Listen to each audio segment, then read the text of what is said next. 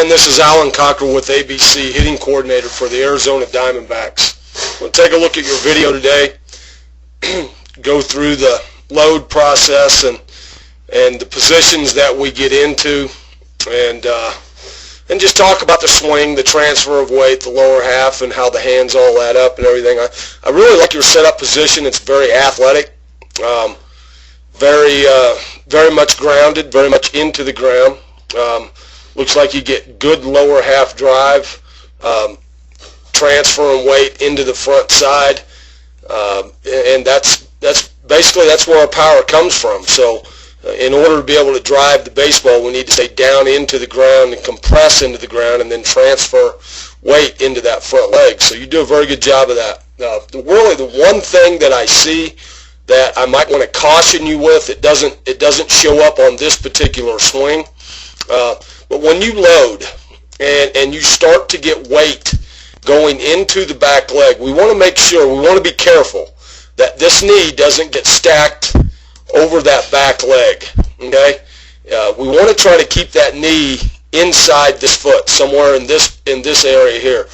We really want to load weight to the inside part of the back leg, somewhere in here. And the term, get back or stay back, that's been in baseball for a long time. But if you watch good big league hitters, they don't load onto the back leg. They don't shift the weight and get that knee over the back foot so that you would feel weight on top of this leg. We want to load into that backside and get the weight more in here on the inside part of this leg, and that's going to keep that knee inside your back knee. So I want to caution you about that.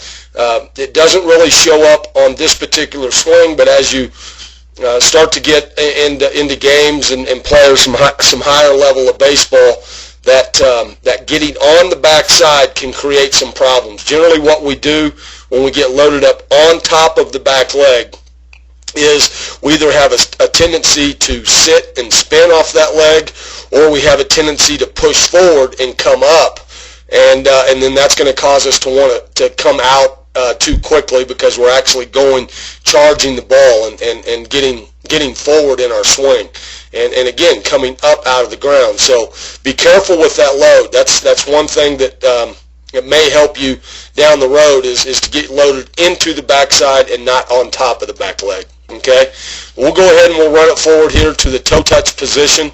When we get down right here, I see some good things, man. I see the position that I always talk to our guys about is having equal bend in both knees. You've now gotten this back knee has gotten back inside.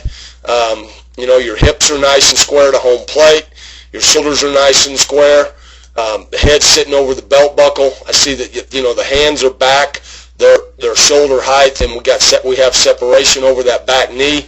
It's a very good position right there. Now when the heel plants, if I take it one more click and that heel starts to plant, the next thing that I look for is that we don't want this stride foot to be open more than 45 degrees. Okay, so I'm just going to draw lines here, and I'm going to come down on your stride foot, and you're at like 26 degrees. So you're in a good position, very, very solid position to be able to handle the ball in, handle the ball middle, handle the ball away, get a good read on anything that's off speed, change up, breaking ball, anything of that sort. So you're in a very, very solid position. Okay, now as we start to go forward in a swing, we're going to see what type of weight transfer we get. What we want is this knee to drive weight and transfer weight into the inside part of that leg. Okay, I see that back knee starting to turn in towards the front side, transferring weight, and when it does, this elbow is going to drop underneath and it's going to slide into this slot right here. So we'll run it forward, we'll take a look. Okay, we're starting to see the elbow drop underneath. Okay, we get to this position, we'll see hand, elbow, and back hip all in alignment, and it's this connected point that the lower half transfer of weight is now passing off the energy into the hands. The hands will continue to go forward, and you'll come out to contact. Again, very, very solid position. When we get to contact, we want to see palm up, palm down, which I see. We want to see head and eyes looking right down the barrel of the bat at contact.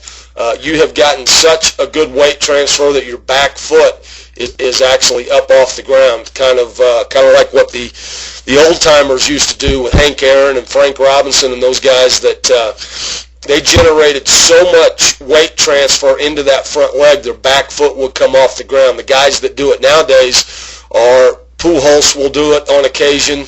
You might see a Vladimir Guerrero do it on a pitch away or a pitch down, some type of off-speed pitch where he really firms up into that front leg, but the transfer of weight brings his back foot up and off the ground, and that's hard to teach, but that's a very, very good, solid transfer. Okay.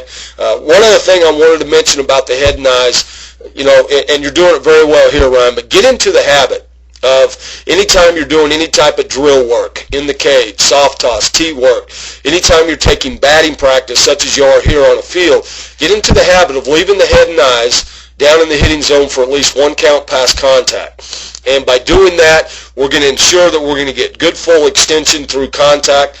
And I think it's important to know that anytime the head and eyes, or whenever the head and eyes come up off the swing, then the barrel of our bat is going to follow our head and eyes. So if we want to fully get through a baseball, let's train ourselves, condition ourselves, keep our head and eyes there for at least one count past contact. We'll get to a nice full extended part of our swing where the barrel of the bat is facing the pitcher. There, take it back one click, barrel of the bat's facing the pitcher, and then we'll finish all the way through with the swing. So I tell you what, bud, it's a very, very good looking swing. It's grounded. You're getting some good weight transfer, as I mentioned before. Be careful with that load. We don't want to get it on top of that back leg. We want to try to get loaded into the backside and not on top of the backside. And as you go up in higher levels of baseball, and the pitching gets a little bit better with fastball command and the ability to throw breaking balls for strikes, and sometimes even behind in the count, and change-ups and things of that nature, the less movement we have going back keeps us a little bit more centered and a little bit closer to that good hitting position that you get into right about here, and keeping this front hip underneath you like you do. So we just want to make sure that I want to make sure that you're aware of that. So when you start facing a little tougher competition, there's not a lot of sway in your body. Okay. Hey, Ryan, keep it up, man. Keep up the good work. I want to thank you for coming to our camp, and best of luck.